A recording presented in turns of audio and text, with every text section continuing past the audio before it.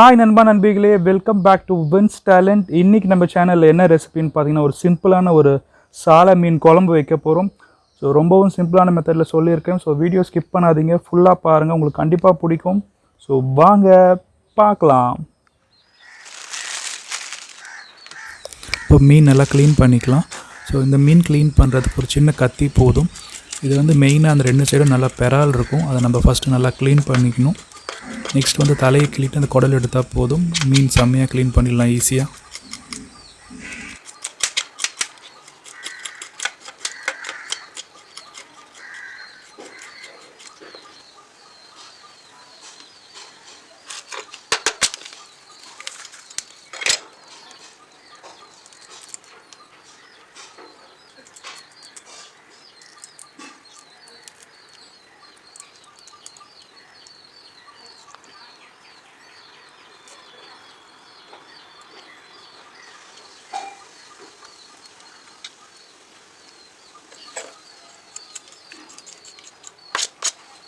மீன் எல்லாமே க்ளீன் பண்ணியாச்சு. நம்ம நெக்ஸ்ட்டு குழம்பு எப்படி வைக்கலான்னு பார்க்கலாம். பேன் ஹீட் ஆனோன்னு ஒரு 4 டேபிள் ஸ்பூன் ஆயில் சேர்த்துக்கலாம். நெக்ஸ்ட் வந்து ஸ்பைசஸ் கொஞ்சமாக கடுகு, வெந்தயம், மிளகு தாளிக்கு எடுத்துருக்கோம். இது போட்டு ஜஸ்ட் ஒரு ஃபியூ செகண்ட்ஸ் நல்லா வதக்குனா போதும். அடுத்து வந்து ஒரு 3 வெங்காயம் நல்லா கட் பண்ணி ஆட் பண்ணி இதுவும் வந்து ஜஸ்ட் ஒரு நிமிஷம் நல்லா வதக்கிக்கலாம்.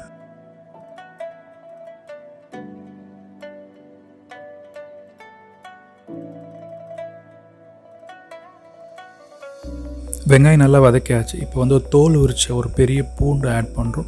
பூண்டு ஆட் பண்ணிவிட்டு ஜஸ்ட் ஒரு ஃபியூ செகண்ட்ஸ் வதக்குனா போதும்.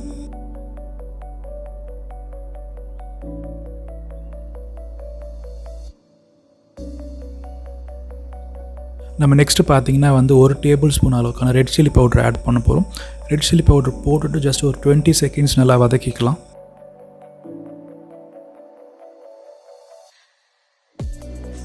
நம்ம அந்த ரெட் சில்லி பவுடரையும் வெங்காயம் போட்டு உடனே போட்டோன்னா கலர் நல்லா கொடுக்கும், மீன் குழம்பு பார்க்கவே சூப்பராக இருக்கும். ஸோ இதெல்லாமே போட்டு கொஞ்சம் நாள் வதக்கியாச்சு. நெக்ஸ்ட் வந்து தக்காளி ஆட் பண்ண போகிறோம். ஸோ நான் இன்றைக்கி வந்து ஒரு 3 தக்காளி, மீடியம் சைஸ் தக்காளி நல்லா கட் பண்ணி ஆட் பண்ணியிருக்கோம். ஸோ தக்காளியும் சேர்த்துட்டு கொஞ்சம் நேரம் நல்லா வதக்கிக்கலாம். வதக்கிட்டு நெக்ஸ்ட் நம்ம உப்பு ஆட் பண்ண போகிறோம். உப்பு போட்டு ஒரு 2 மசாலா எக்ஸ்ட்ரா ஆட் பண்ண போகிறது. என்னென்னு பார்த்தீங்கன்னா வந்து ஒரு 1/2 டேபிள் ஸ்பூன் அளவுக்கு சீரகப்பொடி சேர்க்குறோம். சீரகப்பொடி போட்டு ஒரு 1 டேபிள் ஸ்பூன் அளவுக்கு மல்லிப்பொடி, இது எல்லாமே போட்டு நல்லா ஒரு நிமிஷம் நல்லா வதக்கணும். அப்போ தான் காரம் எல்லாமே வந்து வெங்காயம் தக்காளியில் நல்லா ஊறும்.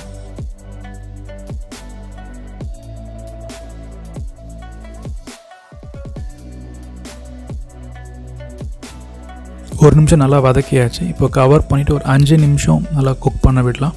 ஸோ அப்போ தான் அந்த நம்ம ஆட் பண்ண மசாலா, தக்காளி, வெங்காயம், பூண்டு எல்லாம் நல்லா குக் ஆகிடும். இப்போ 5 நிமிஷம் ஆச்சு.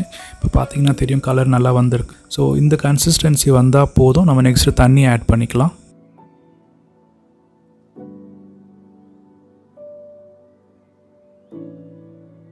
நம்ம நெக்ஸ்ட்டு தண்ணி ஆட் பண்ண போகிறோம். ஸோ இது தண்ணி பார்த்திங்கன்னா மொத்தம் 600 ml. இதில் வந்து ஒரு 200 ml வந்து அந்த புளி கரைச்ச தண்ணி, அது சேர்த்து தான் 600 ml. இது எல்லாமே போட்டு நல்லா மிக்ஸ் பண்ணிக்கலாம்.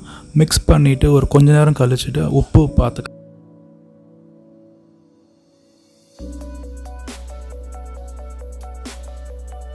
காரம் கரெக்டாக இருந்துச்சு, உப்பு கொஞ்சம் தேவைப்பட்டது. நான் கொஞ்சமாக ஆட் பண்ணிவிட்டு ஒரு 10 நிமிஷம் நல்லா ஒரு ஹை ஃப்ளேமில் குக் பண்ண விடலாம்.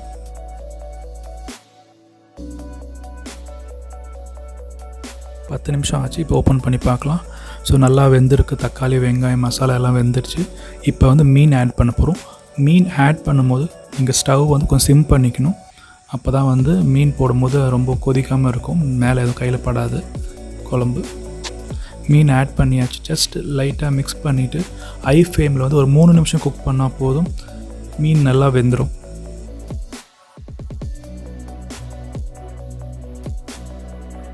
ஒரு 3 நிமிஷம் ஆச்சு. மீன் நல்லா வெந்திருக்கு, எண்ணெயும் நல்லா பிரிஞ்சிடுச்சு. இப்போ வந்து கொஞ்சமாக கொத்தமல்லி ஆட் பண்ணிவிட்டு நம்ம ஸ்டவ் ஆஃப் பண்ணிக்கலாம்.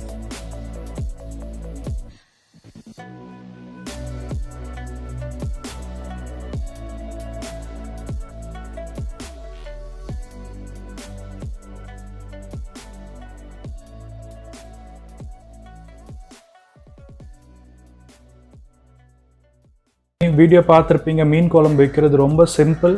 ஆக்சுவலாக மீன் வந்து 3/4 கிலோ மீன் இது. ஸோ க்ளீன் பண்ணி எல்லாம் போக மீன் வெயிட் வந்து ஒரு 1/2 கிலோ தான் இருந்துச்சு. ஸோ அந்த 1/2 கிலோவை வச்சு இன்றைக்கி மீன் குழம்பு பண்ணோம். ஸோ ரொம்ப சிம்பிளான மெத்தட் தான். ஸோ வீடியோ ஃபுல்லாக பார்த்துருப்பீங்க, உங்களுக்கு கண்டிப்பாக பிடிச்சிருக்கும். ஸோ நீங்களும் ட்ரை பண்ணுங்கள். வீடியோ வந்து உங்கள் ஃப்ரெண்ட்ஸ் ரிலேட்டிவ்ஸ் யாருக்கா ஷேர் பண்ணுங்கள். அட்லீஸ்ட் ஒருத்தருக்கு யூஸ்ஃபுல்லாக இருக்கும். மீண்டும் ஒரு நல்ல ரெசிபியோட சந்திக்கலாம். அது வரைக்கும் டாடா, பாய்.